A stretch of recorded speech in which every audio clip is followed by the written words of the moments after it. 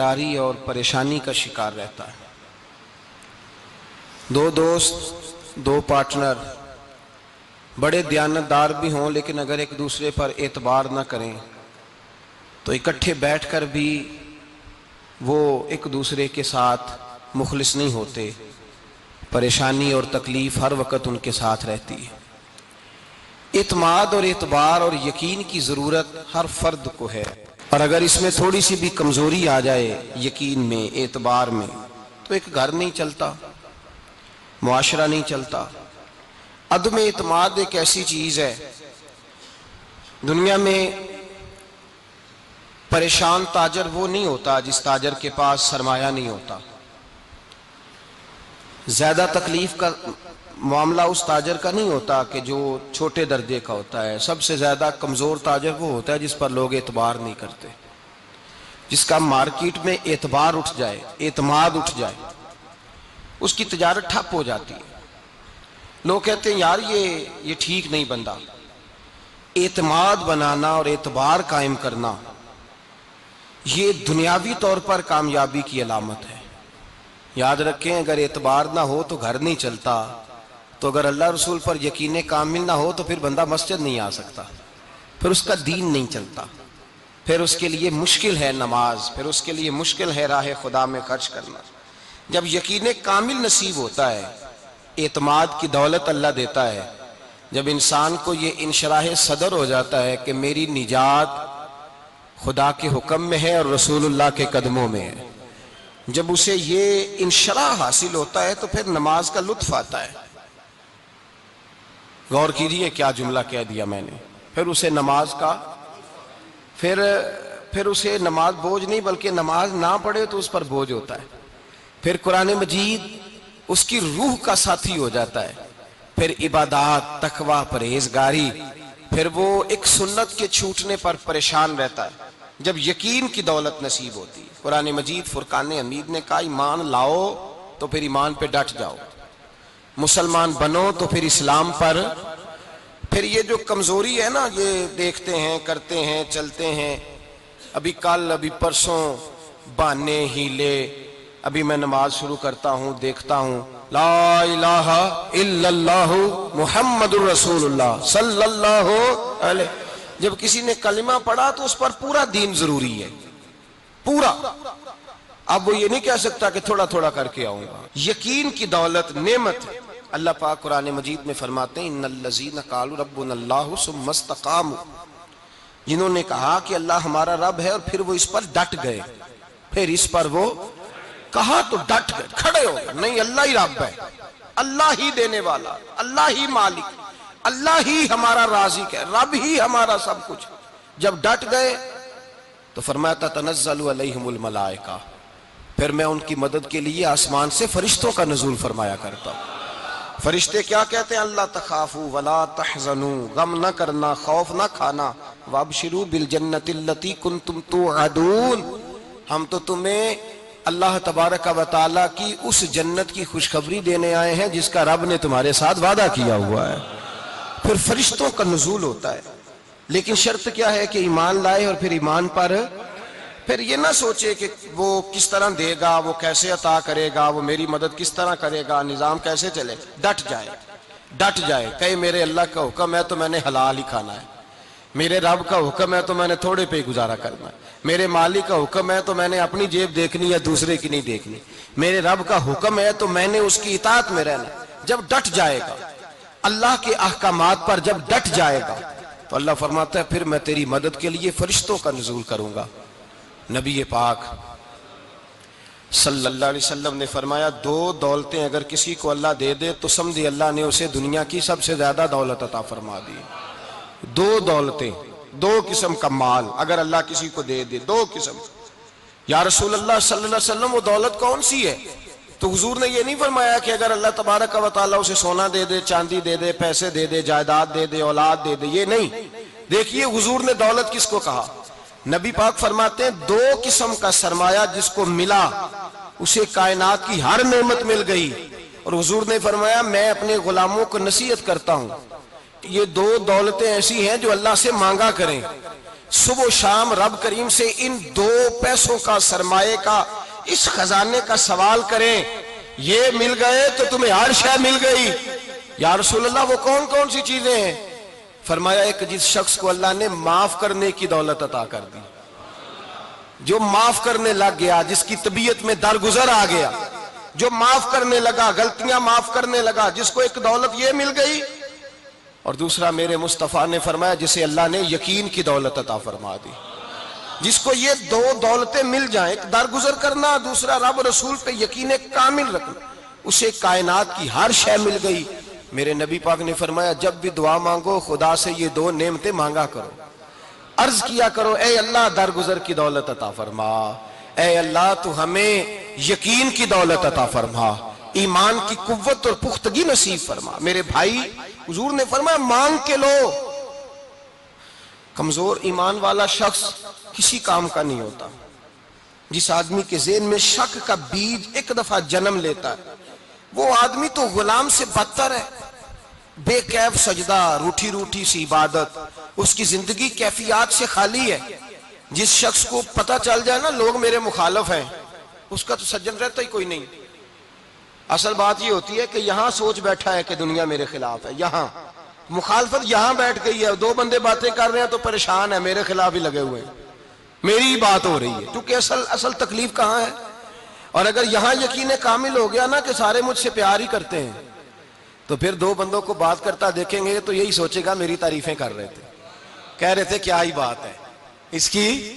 او بھائی یاد رکھیں، یہاں اپنے آپ کو اطمینان دیں، یقین کی دولت دیں، قرار کی دولت دیں، سکون کی دولت دیں، یقین، اطمینان۔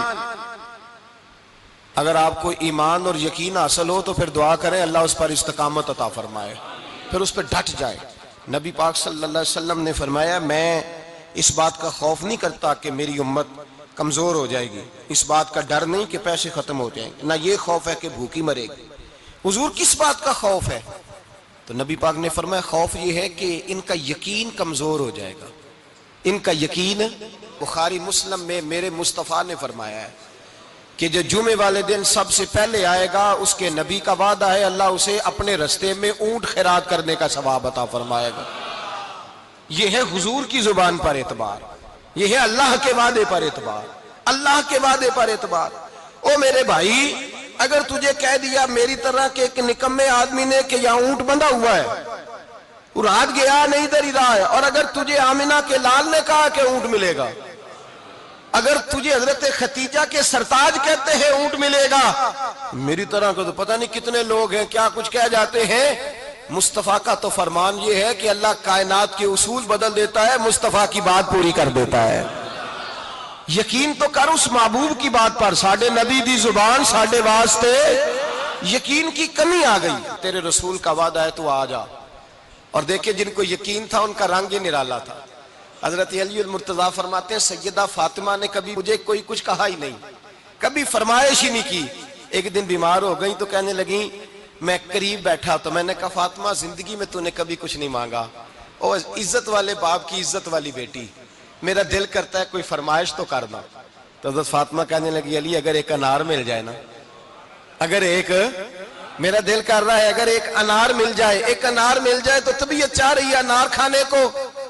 مولا علی شیر خدا فرماتے میں گیا ایک انار خریدا بازار سے، 1 دینار تھا میری جیب میں، انار خرید کے جب واپس پلٹا نا تو کہتے ہیں ایک بوڑھا شخص، ہونٹوں پہ کمزوری، آپ فرماتے ہیں میرے باپ دادا کی عمر کا، لڑکھڑاتے اس کے ہاتھ اور کہنے لگا علی میں بھوکا ہوں کئی دنوں کا۔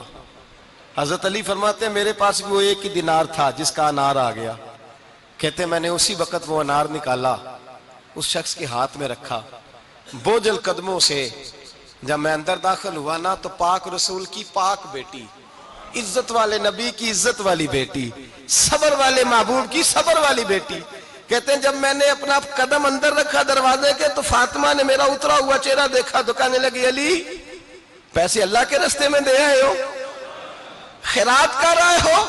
حضرت شیر خدا رضی اللہ تعالیٰ عنہ فرماتے ہیں میں فاطمہ کی طرف دیکھا تو میں حیران ہو گیا، میں نے کہا فاطمہ تجھے، کہنے لگی مجھے یقین ہے آپ انار لینے گئے تھے، آپ نے خرید بھی لیا تھا، اور مجھے پتا ہے علی میرے ساتھ بے وفائی ہو ہی نہیں سکتی. یہ کسی سوالی نے مانگ لیا ہوگا, علی آ جا, مجھے انار کھانے سے وہ سکون نہیں ملا جو تو اللہ کے راستے میں دے آیا ہے تو سکون ملا ہے, کھانے سے نہیں ملا جو تیرے دینے سے ملا ہے. مولا علی کہتے ہیں صبر کر کے میاں بیوی بیٹھ گئے تو دروازے پہ دستک ہوئی. کہتا میں اٹھ کے دروازے پہ گیا تو حضرت سلمان فارسی دروازے پہ کھڑے تھے. انہوں نے نا 9 انار مجھے دیے, کہنے لگے نبی پاک نے بھیجے ہیں, یہ 9 انار ہیں نبی پاک نے بھیجے ہیں. تو حضرت علی شیر خدا فرمانے لگے ہمارے نہیں کسی اور کے ہیں, ہمارے نہیں کسی پڑوسی کے ہیں, دائیں بائیں دیکھ لے. کہنے لگے نہیں تمہارے ہی ہیں. فرمانے لگے نہیں میرے ہوتے تو 10 ہوتے, اس لیے کہ اللہ فرماتا ہے من جاء بالحسنۃ فلہ عشر امثالھا, تم ایک نیکی کرو گے میں 10 کا اجر عطا کروں گا. فرمایا میرے ہوتے تو 10 پورے ہوتے, اللہ رسول نے بھیجے اور میرا یقین کمزور ہو سکتا ہے, میرے ہوتے تو 10 ہوتے, یہ 9 ہے. حضرت سلمان فارسی نے جیب میں ہاتھ ڈالا, 10واں بھی نکالا, کہا علی تیرے 10 ہی تھے, میں تو تیرا امتحان لے رہا تھا. 10 ہی تھے تیرے. یقین کی دولت زنجیریں کاٹ دیتی, یقین کی دولت انسان کو نواز دیتی.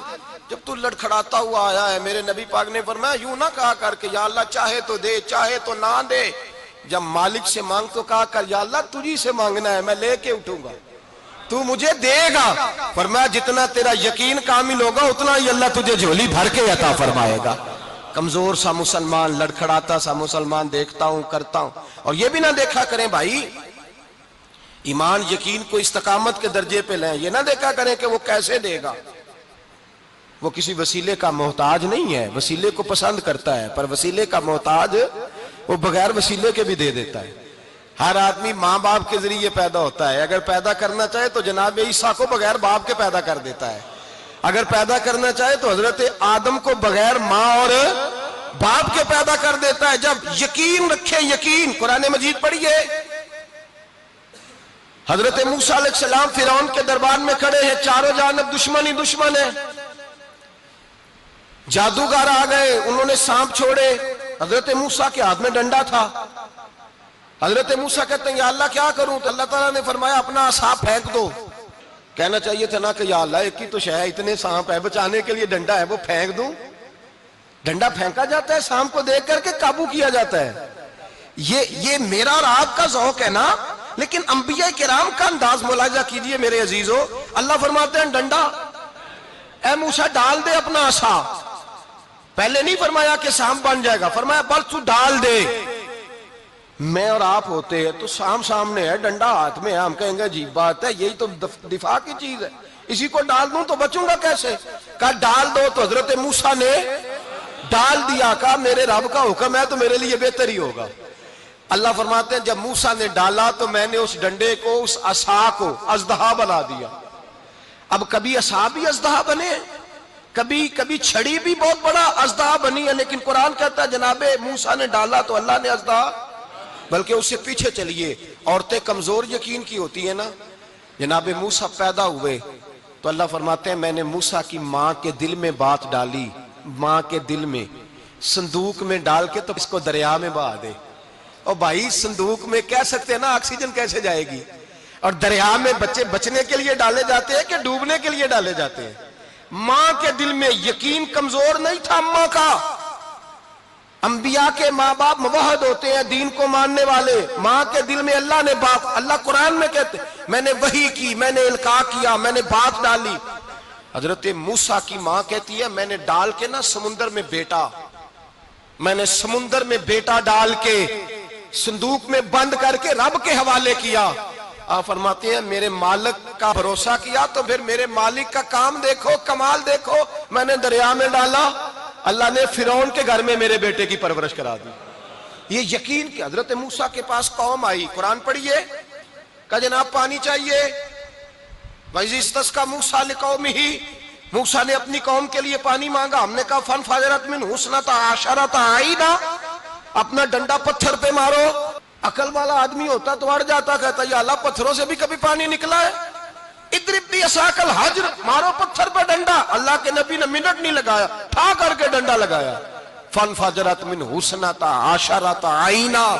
اللہ فرماتے ہیں جناب موسیٰ نے ایک عصا مارا, میں نے 12 چشمے جاری کر دیے. تو لے تو اللہ کرتا ہے, اللہ کہتا ہے پڑھ نماز روزی دوں گا, کہتا ہے سوچتا ہوں. اللہ فرماتے ہیں آجا مسجد میں تیرا ہو جاؤں گا، کہتا دیکھتا ہوں۔ رب فرماتا ہے تو میرے محبوب کی غلامی کر، میں تجھے محبوب بنا لوں گا۔ تو کہتا ہے تھوڑا بڑا ہو کے داڑھی رکھنی ہے، ابھی سیانہ ہو کے میں ذرا سرٹیفکیٹ لے لوں اسرائیل سے کہ کتنے سالوں کے بعد آئیں گے، پھر شروع کروں گا۔ پروگرام بنا رہا ہے، ابھی تو ارادے میں ہے۔ اللہ کے پیغمبر کا ڈنڈا، اور اس سے زیادہ آگے بات ہو گئی، پیچھے فوج لگی ہوئی ہے فرعون کی، مجمع ہے، ہزاروں لاکھوں کا لشکر لے کے، تلواریں نیزے، فرعون پیچھے، آگے دریا آ گیا۔ حضرت موسیٰ علیہ السلام کھڑے ہیں، اب کدھر جائیں؟ اللہ پاک نے فرمایا مارو ڈنڈا۔ کہاں؟ پانی پہ ڈنڈا مارو۔ اب حضرت موسیٰ علیہ السلام پانی پہ ڈنڈا مارے تو پانی ابھرے گا، اس سے زیادہ کیا ہوگا؟ پہلے پتھر پہ ڈنڈا مروایا تو پانی نکلا، اب پانی پہ ڈنڈا مروایا، فَإِذْ فَرَقْنَا بِكُمُ الْبَحْرَ فَأَنْجَيْنَاكُمْ وَأَغْرَقْنَا آلَ فِرْعَوْنَ۔ اللہ فرماتے ہیں موسیٰ نے پانی پہ ڈنڈا مارا تو میں نے پانی میں رستے بنا دیے۔ ایک جگہ ڈنڈا مارا تو پانی نکل آیا، دوسری جگہ عصا مارا تو پانی خشک ہو گیا، 12 چشمے بن گئے، 12 رستے بن گئے دریا میں سے۔ حضرت موسیٰ علیہ السلام گزر گئے، اور اللہ فرماتے ہیں فرعون بھی آیا تو اسے میں نے غرق کر دیا، اور وہ کھڑا دیکھتا ہی رہ گیا کہ بنا کیا ہے۔ یہ تو بات ہے حضرت موسیٰ کی، میرے مصطفیٰ کے غلام۔ حضرت سعد بن ابی وقاص قادسیہ کی جنگ کے لیے نکلے، رستے میں دریائے نیل آ گیا۔ حضرت سیدنا سعد بن ابی وقاص اب کہاں سفر طے کر کے آئے، کہتے ہیں پتہ ہی نہیں تھا کہ دریا آ جائے گا، اب دور دور تک پل کوئی نہیں۔ صحابہ کہتے ہیں دشمن للکار رہا، حضرت سعد بن ابی وقاص دریا کنارے کھڑے ہوئے، ایمان، یقین اور استقامت، ڈٹ گئے۔ کہنے لگے او دریا، اگر تو حضرت موسیٰ کی نافرمان قوم کو رستہ دے سکتا ہے، محمد عربی کے وفادار نوکر ہیں، ہم تو رسول اللہ کے ماننے والے ہیں، دشت تو دشت ہے، دریا بھی نہ چھوڑے ہم نے، بحر ظلمات میں دوڑا دیے گھوڑے ہم نے، فرمایا چھوڑ رستہ۔ صحابہ کہتے ہیں اس وقت ہم نے نعرے لگائے جب دریا نے رستہ ہی چھوڑ دیا۔ کہتے ہیں پھر اللہ رسول پر ہم ذکر کرنے لگے، درود پڑھنے لگے، دریا سے رستے بن گئے۔ فرماتے ہیں 10,000 کا لشکر گزر گیا، اس پار جب گیا نا تو حضرت سعد بن ابی وقاص نے پھر مجمع پہ نظر ڈالی، فرمایا کسی کی کچھ ہے تو نہیں رہ گئی پانی میں، کوئی دریا میں چیز تو نہیں رہ گئی؟ ایک صحابی کہنے لگے میرا مٹی کا پیالہ رہ گیا ہے۔ یار ذرا دیکھیے انداز دیکھیے، مٹی کا پیالہ، او یار چھوڑ پرا، مٹی کا پیالہ کیا ہوتا ہے؟ اب تو مٹی کے پیالے کی بات کرے گا، چھوڑ دے، کیا کرتا ہے؟ اس نے کہا پیالہ میرا رہ گیا ہے۔ تو حضرت سعد بن ابی وقاص کہنے لگے کیوں ہمارا پیالہ رہ جائے، ہم رسول اللہ کے نوکر ہیں۔ ایمان، یقین اور استقامت کی دولت۔ پھر دریا کی طرف دیکھا، کہنے لگے چل یار ہمارا پیالہ بھی واپس کر دے۔ صحابہ کہتے ہیں دریا کی لہر آئی اور پیالہ بھی واپس کر گئی۔ اور میرے بھائی جب ایمان کی دولت، یقین کی دولت، اعتماد کی دولت، جو بابا کہتا ہے نا کہ معاذ اللہ تعالیٰ الو کا خون لے آؤ اور شیر کی کھلڑی لے آؤ، میں کالا پیلا نیلا جادو کروں گا، اس پر لوگ دوڑ کے جاتے ہیں، 50-60 ہزار روپیہ بھی دے آتے ہیں دوڑ کے۔ اور اگر کہا جائے کہ مسجد آؤ 4 رکعت نماز پڑھو، حاضری دو مسجد کی، تو کہتے ہیں معرفت والے ہیں، معرفت والے نمازیں نہیں پڑھتے، وہ کون سی معرفت ہے؟ یہاں اللہ کی بارگاہ میں جھکنے کا، چونکہ یہ لیٹ ہے نا، یہ پتہ نہیں جنت میں جا کے ملے گا، کب ملے گا، معاذ اللہ۔ لوگ دنیا داری کے معاملے میں پس جاتے ہیں، حکمران نے وعدہ کر دیا ہے سڑکیں پکی ہو جائیں گی، خوشحالی ہو جائے گی، موجیں لگ جائیں گی، لوگ لائنوں میں کھڑے ہیں ووٹ دینے کے لیے، اور تیرے رب نے کہا ہے تو مجھ سے ڈر جا، میں تیری دنیا بھی اچھی کر دوں گا، آخرت بھی اچھی کر دوں گا، تو ادھر آ میری بارگاہ میں جھک۔ لوگ اعتماد اور یقین کو اوہام پرستی کا شکار ہیں، ہم لوگ وہم کا شکار ہیں، ہم لوگ بدشگونی، ایسے ہو جائے گا ویسے ہو جائے گا، ہم ان چیزوں کا شکار۔ بھائی اعتماد کی دولت پیدا کریں، یقین اپنے اندر پیدا کریں، ایمان پیدا کریں، ڈٹ جائیں رب رسول کا نام لے کر۔ حضرت عمر کا زمانہ تھا، مصر فتح ہو گیا، حضرت عمر بن عاص گورنر بنے۔ رواج یہ تھا مصر کے اندر کہ ایک دریا چلتا تھا، دریائے نیل، اور سارے مصر کا انحصار اسی دریا پہ تھا، فصلوں کو پانی بھی لگتا اسی سے، جانور بھی اسی سے پانی پیتے، کھیتیاں بھی اسی سے سیراب ہوتی۔ سال کے بعد وہ دریا خشک ہو جاتا تھا، سال کے بعد وہ دریا خشک ہوتا، اور جب خشک ہوتا نا تو ایک کواری لڑکی قتل کر کے دریا میں ڈالتے، پھر وہ دریا چلتا۔ آج بھی بہت ساری جگہوں پہ اوہام پرستی ہے، کہتے ہیں ہمارے آستانے کا طریقہ ہے، میں نے کہا آستانے کا اس آستانے کا طریقہ ہوتا ہے جس آستانے کا تعلق در مصطفیٰ سے ہوتا ہے، باقی کسی آستانے کا اپنا کوئی ذاتی طریقہ نہیں. طریقہ وہ جو میرے نبی پاک کا طریقہ ہے، اس سے ہٹ کر کون سا طریقہ ہے؟ ہمارے آستانے کا طریقہ ہے، ہماری یہ رسم ہے، ہمارا یہ رواج ہے. اٹھا کے بھاگ جاؤ رسم و رواج. ہمارے رسم و رواج رسول اللہ کی سنت کے پابند ہے. سارے بولیے صلی اللہ ہو. پھر ایک دفعہ پڑھیے درود شریف صلی اللہ ہو. 3 دفعہ کر لیں تاکہ تاکداد ہو جائیں. صلی اللہ ہو. نبی پاک صلی اللہ علیہ وسلم کا طریقہ اصل طریقہ ہے. حضرت عمر فاروق کو جناب عمر بن عاص اور کہتے ہیں کہ پکا طریقہ یہ تھا کہ جب تک لڑکی قتل کر کے ڈالتے نہیں تھے دریا چلتا نہیں تھا. حضرت عمر کو خط لکھا کہ حضور یہ معاملہ ہے، اور لوگ مجھے یہی کہتے ہیں. میں نے لوگوں کو سمجھایا ہے کہ اسلام ظلم کا حکم نہیں دیتا، ظلم کی اجازت نہیں دیتا، کیسے لڑکی قتل کی جائے. اب آپ بتائیں کیا کرنا ہے. حضرت عمر ایمان، یقین، استقامت، پہاڑ ہے یہ لوگ. حضرت عمر نے 2 خط لکھے، ایک حضرت عمر بن عاص کے نام، دوسرا دریائے نیل کے نام. 2 خط لکھے. ایک خط لکھا دریا کے نام، ایک خط لکھا عمر بن عاص گورنر کے نام. گورنر کے نام خط لکھا تو فرمایا جتنے یہودی ہیں، عیسائی ہیں، کمزور ایمان والے، سب کو دریائے نیل پہ لے جا، اور میرا یہ دوسرا خط دریا میں ڈال دے اور سب کے سامنے ڈالنا. کہتے ہیں یہ خط پڑھنا چاہے تو تجھے اجازت بھی ہے. سنیے اور سر دھنیے اور سوچئے کہ اصل کمزوری کہاں آئی ہے. رمضان کے سب سے پہلے جمعے میں سب سے اہم موضوع چھیڑا ہے، کمزوری اور نقص واقعہ کہاں ہوا ہے. حضرت سیدنا عمر بن خطاب رضی اللہ تعالیٰ عنہ نے دریا کو مخاطب کر کے لکھا، ہو دریا، اگر تو کہتا ہے نا کہ لڑکی قتل کر کے پھینکی جائے گی تو میں رسول اللہ کا ماننے والا ہوں، میں ظلم نہیں ہونے دوں گا. ہمیں تیرے پانی کی ضرورت ہی کوئی نہیں، تو بے شک پانی نہ دے. اور اگر تو اللہ کے حکم سے بہتا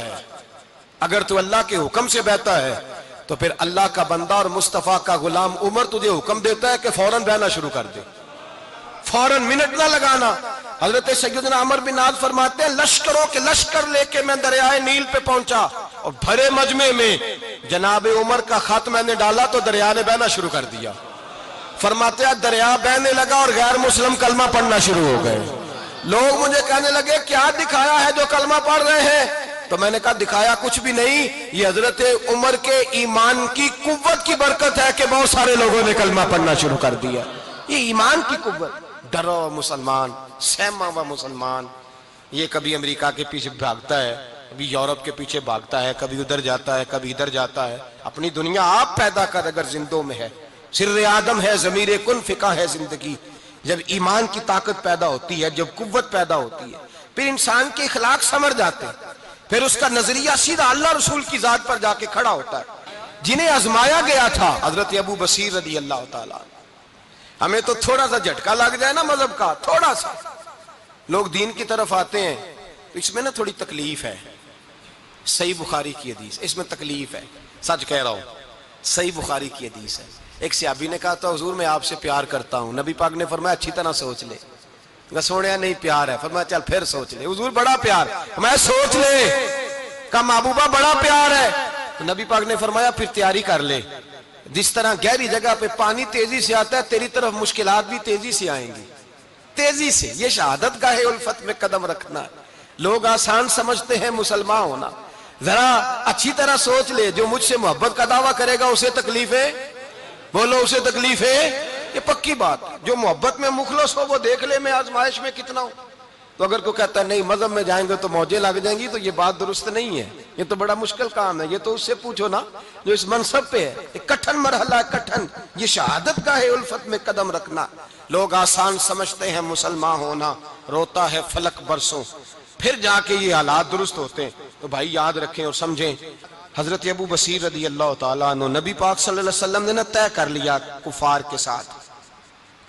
حدیبیہ کی جنگ ہوئی تو فرمایا اگر کوئی مسلمان مکے چلا جائے گا تو کافر کہنے لگے ہم واپس نہیں کریں گے، اور اگر کوئی کلمہ پڑھنے والا ستایا ہوا مسلمان مدینے آئے گا تو مسلمانوں کو واپس کرنا پڑے گا. مسلمان اپنا بندہ نہیں رکھ سکتے. اور مسلمانوں کا کوئی شخص غلطی سے بھی مکے چلا گیا تو مکے والے واپس نہیں کریں گے. حضرت ابو بصیر رضی اللہ تعالیٰ عنہ صحابی تھے. باپ نے، بھائی نے، محلے والوں نے قید کیا ہوا تھا کلمہ پڑھنے کی وجہ سے. پیروں میں زنجیریں تھیں، بیڑیاں تھیں، کسی طریقے سے جیل توڑ کے دوڑے، مدینے پہنچے۔ کہتے ہیں رستے میں کسی آدمی کے ساتھ گھوڑے پہ کچھ دیر بیٹھا، پھر پیدل چلا۔ صحابہ کہتے ہیں اتنا دردناک منظر بڑا کم ہم نے دیکھا۔ ابو بصیر جس گلی سے گزرتے وہاں خون پھیل جاتا، ان کی ٹانگیں خون سے کٹتی، وہ زنجیریں بندھی ہوئی، در رسول پہ حضور میں بھاگ کے آیا ہوں۔ کہتے ابھی نبی پاک صلی اللہ علیہ وسلم ان کی بات سن ہی رہے تھے کہ پیچھے سے قریش کے 2 سپاہی بھی آ گئے، کہنے لگے یہ بھاگ کے آیا ہے اور آپ کا وعدہ تھا کہ آپ واپس کریں گے۔ چشم زدن میں ذرا سوچنا، چشم زدن میں تھوڑی دیر کے لیے غور کرنا کہ ہمیں ہمارا استاد، ہمارا پیر دھتکار دے کہ جا دوڑ جا، تو کہتے ہیں بسم اللہ جناب یہ جا رہے ہیں۔ ایمان کی پختگی دیکھیں، اس نے تو ہمیں نکال ہی دیا جی، وہ کیسا بندہ ہے، یہاں تو کسی کے ہاں کوئی فاتحہ پڑھنے نہ جائے تو لوگ بگڑ جاتے ہیں۔ کہتے ہیں اس نے سلام نہیں لی، فاتحہ نہیں پڑھی، بس ختم، اس کو احساس ہی نہیں۔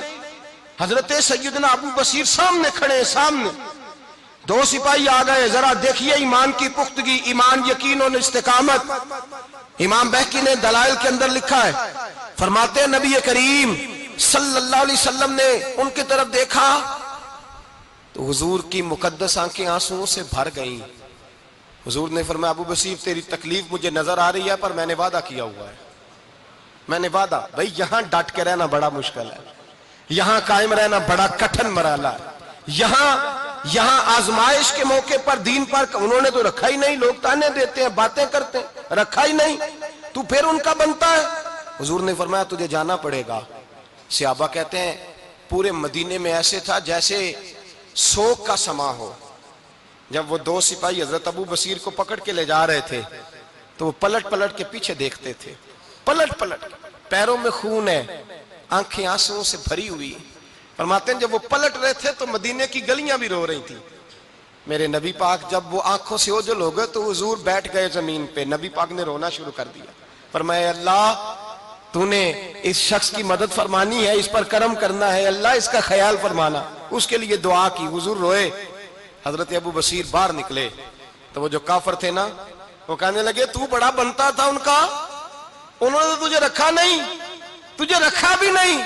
تو حضرت ابو بصیر نے تھپڑ مارا منہ پہ، کہنے لگے میں وہ نہیں جو تھوڑی سی بات سے بدل جاؤں، ایمان، یقین اور استقامت کی دولت ملی ہوئی ہے۔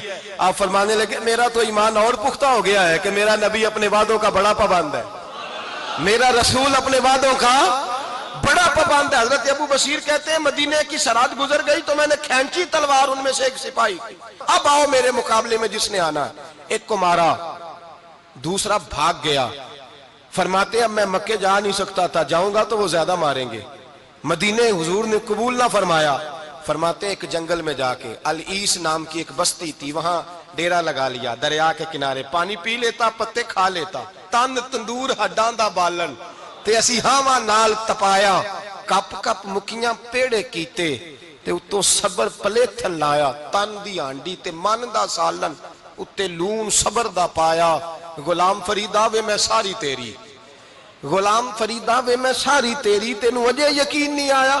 فرماتے سالوں پتے کھائے، اب جو بھی وہاں سے تنگ ہوتا وہ میرے پاس آ کے پناہ لیتا، جس کو مکے والے مارتے میرے پاس آ کے کہتے تانے دینے والے آ کے کہتے ہو تم کس طرح کے نوکر ہو، تمہیں تو انہوں نے رکھا ہی نہیں۔ ہم نے کہا چپ کر جا، وہ ہمارے آقا ہیں، وہ ہمارے آقا ہیں، رکھیں تب بھی ٹھیک ہے، نہ رکھیں اللہ اکبر۔ ایمان دیکھو، قوت دیکھو، جیڑیاں خسماں دی وچ رضا وسن پاگ جاگ جاندے انہاں گولیاں دے تے میں گڈی ہتھ ڈور سجن دے، او جنج رکھے اونج رہنا ہے، واجب نہیں جے وچ شریعت مندہ خسم نو کہنا۔ فرمایا بس ٹھیک ہے، جس طرح حضور راضی ویسے ہی ہم راضی۔ حضرت ابو بصیر رضی اللہ تعالیٰ عنہ کے پاس 300 صحابہ کٹھے ہو گئے، 300۔ حضرت ابو بصیر جب مدینے کی سرحد سے گزر رہے تھے نا تو نبی پاک نے ایک آواز دی تھی، فرمایا ابو بصیر ایک وقت آئے گا کہ میرا پیغام تجھ تک پہنچے گا، ایک ٹائم آئے گا۔ حضرت ابو بصیر سے جب کوئی کہتا نا کہ زندہ کس بات پہ ہو تو فرمانے لگے مصطفیٰ کے فرمان پہ بڑا یقین ہے، بلاوا آئے گا، مجھے بلاوا، مجھے یقین ہے کہ مجھے بلاوا، بڑی امید ہے سرکار قدموں میں بلائیں گے، اور کرم کی جب نظر ہوگی مدینے، مجھے یقین ہے کہ مجھے بلاوا۔ حضرت ابو بصیر رضی اللہ تعالیٰ عنہ فرماتے ہیں کہ وقت گزرتا گیا، 300 لوگ اکٹھے ہو گئے۔ جب کوئی مسلمانوں کا قافلہ مکے کے پاس سے گزرتا تو مکے والے لوٹ لیتے تھے۔ حضور نے بھی اجازت دی مدینے والوں کو، اگر ان کا قافلہ کوئی آئے تمہیں بھی حملے کی اجازت ہے، کفر کا مال مال غنیمت ہے۔ حضرت ابو بصیر کہتے ہیں جب بھی ہمارے قریب سے وہ رستہ تھا شام کی طرف جانے کا، جب بھی کافر گزرتے ہم ان کے قافلے پکڑ لیتے، لوٹتے، ہم بھی ان کو اس طرح کی سزا دیتے جو مسلمانوں کو دیتے تھے۔ فرماتے ہیں ان کا جینا محال ہو گیا، ہاتھ باندھ کے نبی پاک کی بارگاہ میں گئے، کہنے لگے یہ شرک ختم فرما دیں اور آپ ان کو بلا لیں۔ حضرت ابو بصیر فرماتے ہیں میں بوڑھا آدمی تھا، دن بھر میں کام کرتا، محنت کرتا، اس علاقے میں کھیتی باڑی کرتا، جب رات ہوتی تو میں کسی پہاڑ کے ٹیلے پہ بیٹھتا اور مدینے کی جانب منہ کر لیتا اور میں انتظار کرتا بلاوا کب آئے گا، کب حضور کا پیغام آئے گا، میں انتظار کرتا۔ حضرت ابو بصیر رضی اللہ تعالیٰ عنہ بیمار ہو گئے، شدید بیمار، سخت بیمار تھے، تو قریش نے شیخ ختم کی۔ حضرت ابو ہریرہ کہتے ہیں نبی پاک نے 2 صحابہ کو رکا دیا، فرمایا جاؤ اسے جا کے کہو آ جائے، اسے کہو آ جائے۔ صحابہ کہتے ہیں ہم پہنچے تو ان کا آخری وقت چل رہا تھا، آخری ہجکیاں تھیں، ایمان اور یقین دیکھو، آخری ہجکیاں۔ لوگ کہتے ابو بصیر وقت آ گیا، وہ کہتے ہیں نہیں ابھی وقت نہیں آیا، وقت تب آئے گا جب نبی پاک کا بلاوا آئے گا۔ حضور کا وعدہ تھا وقت تب آئے گا جب میرے نبی کا بلاوا آئے گا، بھی بلاوا نہیں آیا تو ابو بصیر کا وقت بھی نہیں آیا۔ صحابہ کہتے ہم نے جا کے رکا، تھمایا، اٹھنے کی بھی طاقت نہیں تھی۔ جب حضور کا رکا لیا نا تو دونوں یوں مٹھیاں بند کر لی، گویا جھوم جھوم کے نعرے لگانے لگے آؤ دیکھو میرے نبی کے وعدے کتنے سچے ہیں، آؤ دیکھو حضور کے وعدے، چومتے حضور کا نامہ، سر پہ رکھتے، سینے سے لگاتے، اور کہتے ہیں پھر بلند آواز سے کلمہ پڑھنے لگے، کہنے لگے حضور میں حاضر ہوا، یا رسول اللہ میں آیا، کہتے بلند آواز سے کلمہ پڑھا اور ان کی روح پرواز کر گئی، ان کی روح پرواز کر گئی۔ نبی رحمت صلی اللہ علیہ وسلم کے غلاموں کا یقین، اعتماد اتنے اعلیٰ درجے کا، کمزور مسلمان، دائیں بائیں دیکھتا مسلمان، کفر کے وعدوں پر اعتبار کرتا، یہودی عیسائی اور سکھ کے وعدوں پر اعتبار کرتا، دنیا دار ٹھگ اور چور کے وعدوں پر اعتبار کرتا، یہ رب کریم کے وعدے پر اعتبار نہیں کرتا، یہ اللہ رسول کے ساتھ اپنی توجہ کو مبذول نہیں کرتا۔ میرے رسول کریم سید عالم صلی اللہ علیہ وسلم کے غلاموں نے اعتماد کر کے، یقین کر کے ہمیں بتلایا ہے کہ جب تیرے پاس یقین کی دولت ہوتی ہے پھر تو دنیا کا طاقتور آدمی ہوتا ہے، جب تیرے پاس ایمان کی قوت ہوتی ہے تو دنیا کا سب سے مضبوط شخص ہوتا ہے۔ اپنے آپ کو مضبوط کریں، اپنے اندر ایمان کی توانائی پیدا کریں، یہ جھوٹے وعدوں پر، جھوٹی تسلیوں پہ اپنے آپ کو زندہ نہ رکھیں، نہ دیکھیں دائیں بائیں کیا ہو رہا ہے، توجہ سیدھی اللہ رسول کی جانب رکھیں، مضبوط ایمان پیدا کریں، تگڑا، دانائی والا۔ ایک حدیث میں نے البدایہ میں پڑھی اور جب روایت پڑھی نا تو پڑھ کے میں نے کتاب بند کر دی، میں نے کہا بس بھائی اب اس سے آگے کہاں جانا ہے کسی نے، یہ تو حد ہے، اس عنوان پر حد ہے۔ حضرت انس بن مالک حدیث کے راوی، میری طرف دیکھیے گا، حضرت انس بن مالک حدیث کے راوی ہیں، توجہ کرنا۔ کہتے ہیں ایک بی بی حضور کے پاس آئی، اپنا علاقہ چھوڑ آئی، آ کے کھڑی ہوئی تو اس نے کہا حضور میں خاندان بھی چھوڑ آئی ہوں، سسرال بھی، میکا بھی، ننیال بھی، ددیال بھی، میں ہر ایک کو چھوڑ آئی ہوں، میں جائیداد والی تھی وہ بھی چھوڑ آئی ہوں، مال دولت بھی چھوڑ، ایک میرا بیٹا تھا جوان وہ میں ساتھ لائی ہوں، سونیا یہ آپ کی نوکری کرے گا اور میں حضرت فاطمہ کی ڈیوٹی کروں گی، میں حضرت عائشہ کے برتن دھویا کروں گی، میں بھی نوکری کروں گی، حاضر ہے۔ فرماتے ہیں رسول پاک نے بچہ اصحاب صفہ میں رکھ لیا، اصحاب صفہ میں، اور بی بی کو نبی پاک صلی اللہ علیہ وسلم نے عورتوں کے ساتھ متعین کیا۔ حضرت انس کہتے ہیں وہ نوجوان بڑا پیارا، بڑا میٹھا، بڑا دھیما، بڑا وفاشار، وہ سبق اچھی طرح یاد کرتا، وہ نماز دلچسپی سے پڑھتا، وہ حضور کی باتوں کو غور سے سنتا، وہ رسیلا، وہ سنجیدہ، وہ کم گو، وہ میٹھا، وہ پیارا۔ کہتے ہیں بڑی دلکشا طبیعت، اس کی مقناطیسی سی شخصیت، طبیعت کھنچی چلی جائے اس کی طرف، بڑا حسین و جمیل وہ نوجوان۔ اس ماں بیٹے کے تذکرے ہونے لگے کہ بڑی جائیدادیں چھوڑ کے آئے، بڑے مال والے، انہوں نے بڑی قربانی دی ہے، ہر رشتہ ناتا توڑ کے رب رسول سے یارانہ لگایا ہے، اللہ بڑا بے نیاز ہے۔